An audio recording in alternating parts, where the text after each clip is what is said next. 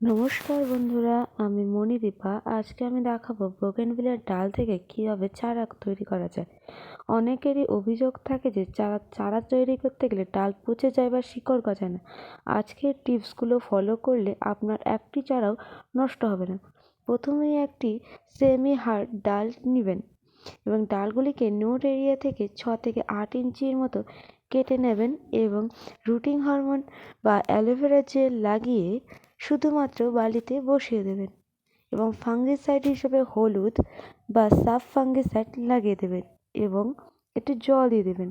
গাছগুলিকে একটু ছায়াযুক্ত স্থানে রেখে দেবেন এবং খুব বেশি জল দেবেন না এবং কিছুদিন পর দেখা যাবে যে গাছগুলি থেকে নতুন নতুন পাতা বেরোচ্ছে। আমার ভিডিওটি যদি ভালো লাগে অবশ্যই আমার চ্যানেলটিকে সাবস্ক্রাইব, লাইক, কমেন্ট, শেয়ার করবেন।